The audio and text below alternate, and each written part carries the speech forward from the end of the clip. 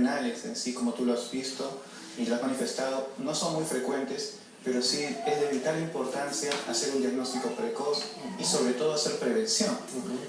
En cuanto a las enfermedades renales, una de las más importantes es el síndrome nefrótico, que en realidad no es una enfermedad, sino es un conjunto de enfermedades que se caracteriza principalmente por una pérdida de proteínas por la orina en forma masiva y persistente. ¿Qué significa que sea masiva? Significa que sea en un rango tan importante que provoca como consecuencia esa pérdida de proteínas hinchazón, que es lo que llamamos edema, ¿no? De todo el cuerpito, ¿no? Inicialmente puede ser solamente los párpados, luego los miembros superiores, inferiores y posteriormente puede ser todo el cuerpo, abdomen, tórax, y que va asociado a pérdida de proteínas y esa pérdida de proteínas a muchas otras características más, ¿no? Ahora, ¿eso significa que en la orina normalmente no se deben perder las proteínas? Las proteínas que normalmente deben estar en nuestro organismo cumpliendo un rol estructural muy importante en la sangre circulando para ir a depositarse en donde tenga que depositarse o a funcionar en lo que tengan que funcionar, esas proteínas se empiezan a perder por la orina. ¿Por qué? ¿Qué es lo que falla en el riñón para que se pierdan las proteínas, Juan José? En realidad el riñón cumple muchas funciones, ¿no? Entre las principales funciones del riñón es seleccionar lo bueno de lo malo, ¿no? Funciona como si fuera un filtro, como un cernidor. Entonces se encarga de lo bueno, dejarlo en sangre, y lo tóxico, eliminarlo a través del orina. Pero muchas veces, a veces es difícil reabsorber también, filtrar lo tóxico y diferenciarlo de lo bueno. Correcto. Muchas veces el riñón trata de reabsorber esto a través de unos poros o filtros. Cuando esos poros o filtros del riñón se agrandan, se hacen más grandes, entonces se pierden las proteínas que son de vital importancia para todos los procesos del organismo. Ahora, dime una cosa, ¿esto es una condición que se va instaurando en el tiempo? ¿Surge como consecuencia de qué? ¿Cuál es la causa más común de síndrome nefrótico entre los niños? ¿Se sabe eso, Juan José? Claro, en realidad el síndrome nefrótico tiene dos grandes grupos. El primario, es decir, que es específico del riñón, generalmente empieza en el riñón, y el secundario, que es una parte de otra enfermedad de fondo, ¿no? Por ejemplo, el 10% de todos los síndromes nefróticos en pediatría van a ser secundarios a alguna enfermedad inflamatoria de vasos sanguíneos, llamemos vasculitis, lupus, que no son muy frecuentes en niños, pero sí son muy agresivos. El 90% son primarios del riñón. Correcto. Y de ese 90%, el 85% son cambios mínimos, que son un tipo de síndrome nefrótico de buen pronóstico, que casi siempre puede responder al tratamiento.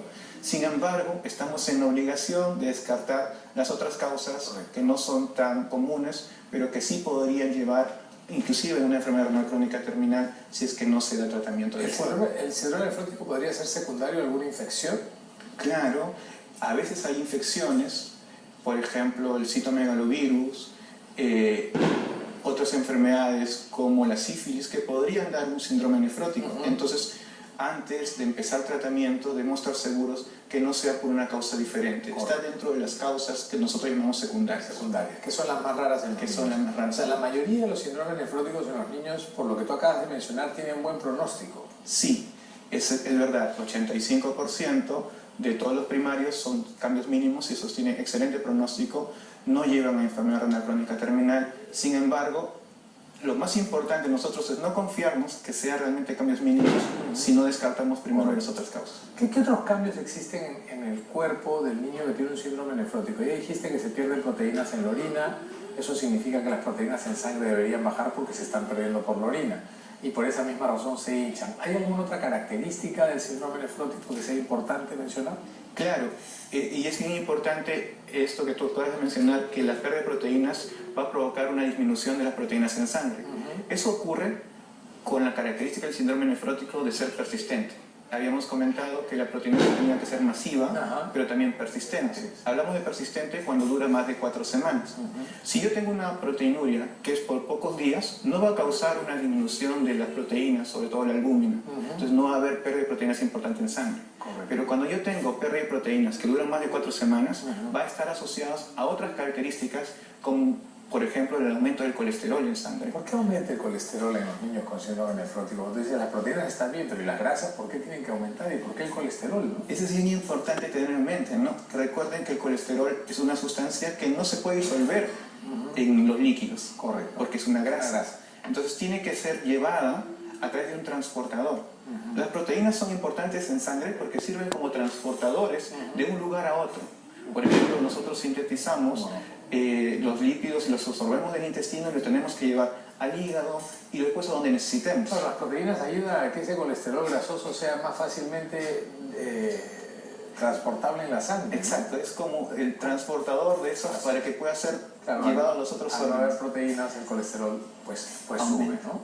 Ahora, el tratamiento, Juan José, es muy difícil, el tratamiento es complicado de hacer. ¿Qué cuidados hay que tener con un niño con síndrome nefrótico? Lo primero que tenemos que hacer cuando tenemos un niño con síndrome nefrótico es definir cuál es la causa más probable del síndrome nefrótico.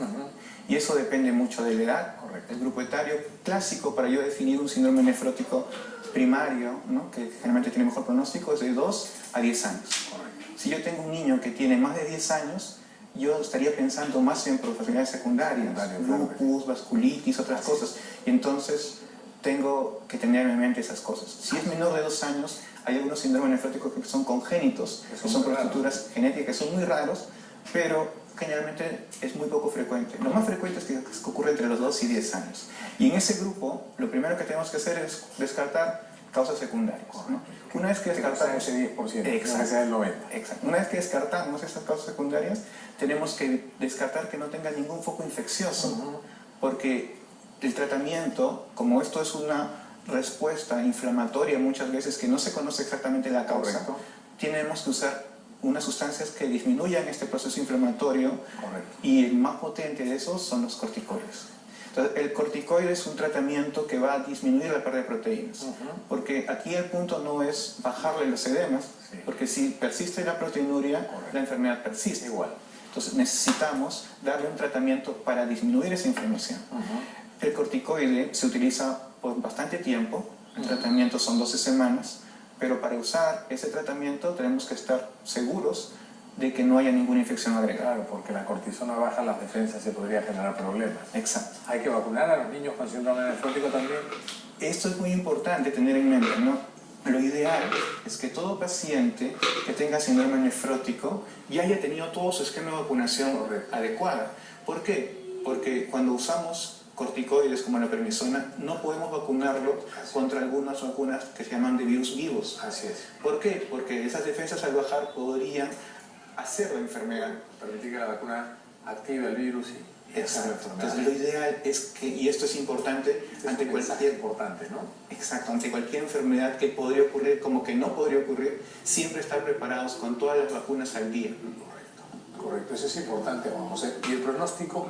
En realidad, como dijimos, cambios mínimos es de muy buen pronóstico.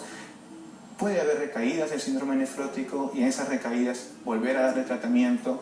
Y si las recaídas son muy frecuentes, tendremos que hacer una biopsia renal para investigar cuál es el tipo específico. A veces ya no es cambios mínimos, sino otro tipo, esclerosis focal segmentaria, proliferación mesangial, etc. Y ahí hay tratamientos específicos para cada uno de ellos. Juan José, te agradezco muchísimo. Gracias por darnos una mano en este segmento del programa. La verdad que queríamos tratar este tema hacía tiempo. Gracias por haber estado con nosotros. Ok, un placer.